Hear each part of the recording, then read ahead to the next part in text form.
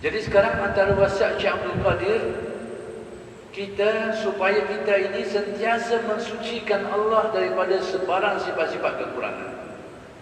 Dengan arti tidak boleh kita menisbahkan sebarang keburukan kepada Allah. Tidak boleh. Sekalipun pada hakikatnya segala perkara-perkara buruk yang terjadi hakikatnya juga adalah takdir dari Tuhan. Inilah yang perlu kita fahami dalam permasalahan takdir.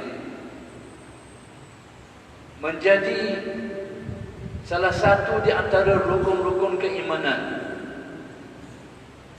Salah satu di antara 6 rukun keimanan kita itu meyakini takdir Allah. Antumina bil qadari khairihi wa syarri. Engkau percaya, kau yakini takdir Allah baik atau buruk. Jadi macam mana kita nak kaitkan dengan nasihat Syekh Abdul Qadir supaya sentiasa mensucikan Allah daripada segala sifat-sifat yang kurang, yang buruk, yang tidak sesuai bagi Allah. Jadi maka salah satu yang perlu kita fahami baik-baik berkait dengan perkara ini ialah tidak harus kita menisbahkan takdir yang buruk itu kepada Allah. Sekalipun hakikat sebenarnya itu adalah takdir dari Allah. Maksudnya, dalam keyakinan kita, dan itulah yang kita disuruh yakini, segala apa yang berlaku, sama ada baik atau buruk, memang adalah dengan takdir Allah. Yakni tertakluk dengan kudrat dan iradatnya. Berlaku semua itu baik ke buruk ke, berlaku dengan kekuasaan Allah. Terjadi dengan kehendak ketentuan Allah. Dan diketahui oleh Allah kejadian itu. Tapi dalam percakapan kita, hal-hal yang buruk itu dilarang daripada dinisbahkan kepada Allah. Dilarang. Baik. Maka larangan itu adalah dinamakan syariat. Yani syariat melarang kita menisbahkan keburukan kepada Allah. Sekalipun dalam keyakinan atau hakikat sebenar, yang buruk itu juga adalah takdir daripada Allah. Jadi syariat mengajarkan kita bahawa kita ini disuruh menisbahkan kepada Allah itu segala yang baik-baik. Apa-apa yang berlaku yang baik, nisbahlah kepada Allah sebagai pembuat yang hakiki. Apa-apa yang buruk, nisbahkan kepada tempat ia terjadi.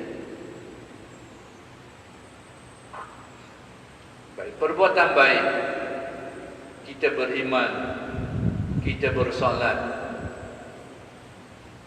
maka segala kebaikan itu hendaklah kita nisbahkan bahawa semua itu adalah takdir Allah. Bahawa kebaikan itu adalah Allah lah yang mentakdirkan. Terjadi dengan ketentuan Allah, dengan kekuasaan Allah.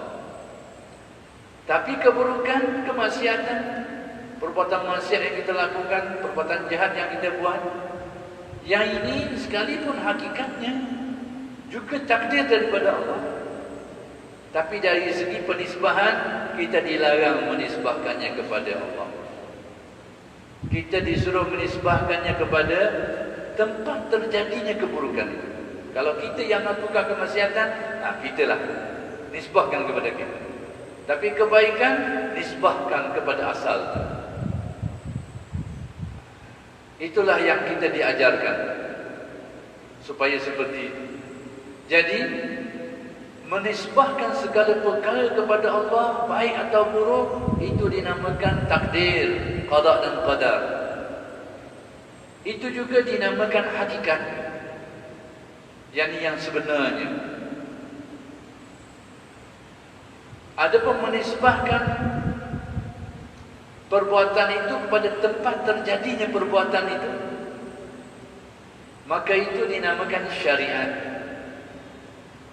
Dinamakan syariat yang zahir. Jadi ada hakikat yang batin, ada syariat yang zahir. Hakikat yang batin itu urusan Allah. Apa-apa yang berlaku itu adalah dengan kekuasaan, dengan kehendaknya, dengan ketentuannya. Dan tidak ada orang tahu hakikat ketentuan Allah, apa yang akan ditentukan oleh Allah, apa yang akan berlaku menurut kehendak Allah. Tidak ada orang tahu pada hakikatnya.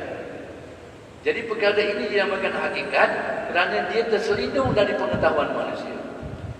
Kita boleh agak-agak lah, boleh rancang, boleh agak, jadi sungguh tak tahu lagi, jadi gedap. Sebab apa?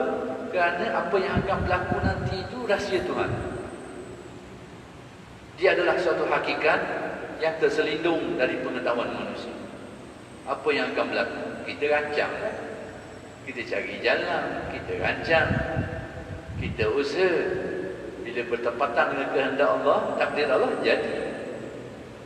Bila tidak bertepatan dengan kehendak dan takdir Allah, tak jadi.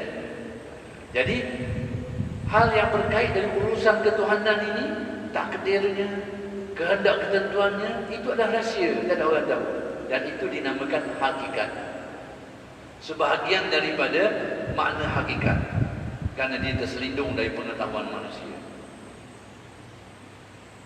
Adapun dari aspek usaha kita ni, disuruh supaya buat yang baik, meninggalkan kejahatan, sesuatu yang usahanya diserahkan kepada kita, ditaklifkan kepada kita, diperintahkan kepada kita, maka itu dinamakan syariat.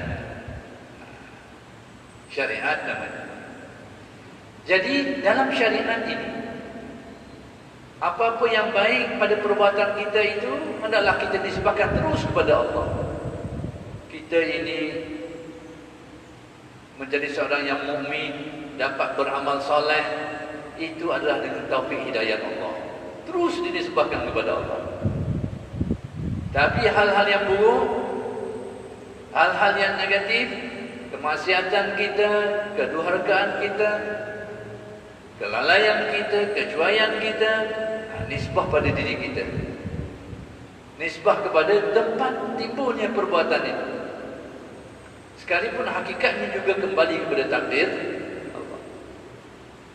Jadi menisbahkan perbuatan ini kepada diri manusia itu dinamakan adab, dinamakan syariat. Juga ada perkataan lain yang digunakan, iaitu adab. Jadi segala perbuatan yang baik, kembalikan dia kepada asalnya, iaitu takdir Allah. Adapun perbuatan yang buruk, nisbahkan dia kepada tempat dia timbul. Dan itu adalah suatu bentuk adab dalam percakapan, adab kita. Maka sebab itu ada orang berucap dalam ucapan, segala yang baik itu datang daripada Allah. Betul, penisbahan kepada asal. Dan segala yang buruk itu datang dari kelemahan saya. Yang tu pula boleh. Yang baik itu datang dari Allah, yang buruk itu datang dari kelemahan saya. Betul dari satu sisi, salah dari satu sisi. Kalau ucapan kita itu adalah adab, betul. Segala yang buruk itu datang dari kelemahan saya, atas dasar adab percakapan, betul. Tapi kalau itulah yang menjadi keyakinan kita, segala yang buruk itu memang akulah pembuatnya, salah keyakinan. Tauhid kita sudah rosak, keyakinan kita sudah rosak. Jadi menisbah yang baik kepada Allah itu yang aslinya. Menisbah yang buruk itu kepada tempat dia terjadi, itu adabnya. Dan kita disuruh seperti itu. Tapi semuanya datang daripada Allah. Kul kullun min indillah. Disebut dalam Al-Quran, katakanlah, kullun min indillah, semuanya datang dari Allah. Baik ke buruk, ma asabaka min hasanatin fa min Allah. Apa kebaikan yang menimpamu itu datang dari Allah. Apa yang buruk famin nafsik. Apa-apa yang buruk yang menimpa dirimu itu famin nafsik, itu datang dari dirimu sendiri. Tapi di penghujungnya disimpulkan kullun min indillah. Katakanlah semuanya datang daripada Allah. Jadi kita menisbahkan hal yang buruk kepada kita sebagai pelakunya itu, sebagai pengusahanya itu, orang yang mengusahakannya itu dinamakan maqam adab. Adab kita. Itulah yang ada di dalam suratul Fatihah. Perhatikan suratul Fatihah. Hal-hal yang baik pada firman Allah, ihdinas siratal mustaqim. Kita minta, ya Allah, tunjukkanlah kami jalan yang lurus. Lalu disambung dengan firman Allah, siratal ladzina an'amta alaihim. Jalan orang-orang yang engkau beri nikmat kepada mereka. Jadi dalam bab kebaikan, kenikmatan dinisbahkan terus kepada Allah. Yaitu jalan yang orang-orang yang engkau, ya Allah, beri nikmat kepada mereka. Engkau yang berikan nikmat. Engkau yang berikan hidayah kepada mereka. Jadi kebaikan itu dinisbahkan terus kepada Allah. Tapi lain keadaannya bila perkara itu perkara yang buruk, yang dilihat pada ayat selanjutnya, ghairil maghdubi alaihim waladdallin. Tapi bukan jalan orang-orang yang dimurkai. Dimurkai tidak disebut, bukan jalan-jalan, bukan jalan orang-orang yang engkau murkai, tidak. Tapi digunakan ayat yang lain. Jalan orang-orang yang dimurkai. Tapi siapa yang murka? Allah lah yang murka. Tapi adabnya tidak dinisbahkan. Dimurkai, yang dinisbahkan kepada orang itu waladdallin. Demikian juga orang-orang yang sesat. Jadi padahal tidak dikata jalan orang-orang yang engkau sesatkan, tidak disebut seperti itu. Tapi disebut orang-orang yang sesat, dinisbahkan kepada orang itu. Kenapa? Adab. Jadi menisbahkan yang buruk kepada diri manusia itu sebagai si pelakunya atau orang yang mengusahakan perbuatan itu adalah adab, dan itulah yang disuruh. Tapi dalam keyakinan kita, tetap kita kena kembalikan kesemuanya kepada takdir Allah. Kullun min indillah. Maka sebab itulah ukuran dosa pahala bukan pada perbuatan yang berlaku, tapi pada usaha yang diusahakan. Bukan atas kejadian itu, tapi atas usahanya. Disitulah ada ukuran dosa dan pahala, usaha yang diusahakan. Sebab itulah sekiranya terjadi perbuatan yang buruk, terjadi kemaksiatan yang mana orang yang terlibat melakukan perbuatan itu tidak sengaja melakukannya, yakni bukan usaha dia, bukan kehendak dia, tapi berlaku perbuatan itu. Perbuatan itu tidak dikira sebagai dosa. Tidak dikira sebagai dosa. Sebab apa? Dosa pahalanya bukan atas perbuatan itu, tapi atas usahanya. Baik. Seseorang yang makan hak orang, makanan hak orang. Baik, kalau dia makan hak orang dari segi syariat itu salah, dosa hukumnya. Tapi sekiranya dia makan hak orang dalam keadaan dia tersilap, dia ingat hak dia, rupanya tukar dengan hak orang, sedangkan perbuatan makan hak orang itu sudah berlaku. Tapi orang yang terlibat dengan perbuatan itu berlaku secara kesilapan, dia silap, maka dia tidak dikira dosa. Padahal sudah makan makanan orang, sudah ambil hak orang. Tapi oleh kerana itu bukan usahanya, kerana kesilapan, dia silap, bukan dia nak gitu, bukan dia rancang begitu, bukan dia sengaja nak buat macam tu, maka tidak dikira dosa. Demikian juga segala perbuatan, sekiranya seseorang itu tidak bersolat asar. Baik, kalau dia tidak bersolat asar, berarti dia telah melakukan kemaksiatan, dia sudah berdosa. Tapi sekiranya dia tidak bersolat asar kerana terlupa, gali ke vacuum tu sikar dia. Oh, dah ingat kali. Selepas zuhur tu dia bagi kereta, bagi sudah kali tak teringat sekarang sembahyang asar. Sekarang dia sudah meninggalkan solat asar. Maka hakikatnya dia sudah berdosa. Tapi oleh kerana perbuatan itu berlaku bukan dengan kehendaknya, bukan perancangannya, bukan usahanya, bukan kemahuannya, tapi berlaku dengan terlupa, dia tidak dikira berdosa. Orang yang makan pada waktu siang hari di bulan Ramadan dalam keadaan dia berpuasa, berarti dia telah membatalkan puasanya. Dia telah melakukan kemaksiatan kerana tidak berpuasa. Dan kalau puasanya, kalau dia berpuasa sebelum itu, batal puasanya. Tapi sekiranya perbuatan ini berlaku pada seseorang yang tak ingat bahawa dia sedang berpuasa, padahal dia sudah makan di siang hari bulan Ramadan, tapi oleh kerana dia tak ingat hari itu dia berpuasa, maka perbuatan itu sekalipun sahih perbuatan itu dikira dosa kerana tidak berpuasa, tapi orang yang terlibat melakukan perbuatan itu bukanlah disengajakannya, bukan dia nak macam itu, bukan dia usahakan seperti itu, bukan dia buat seperti itu, bukan dirancang seperti itu, tapi dia melakukannya dan kerana dia terlupa dia sedang berpuasa, maka dia tidak berdosa. Dan puasanya pun tak batal. Puasa pun tak batal. Itulah maksud bahawa dosa pahala itu ukurannya kepada apa yang diusahakan, bukan apa yang terjadi.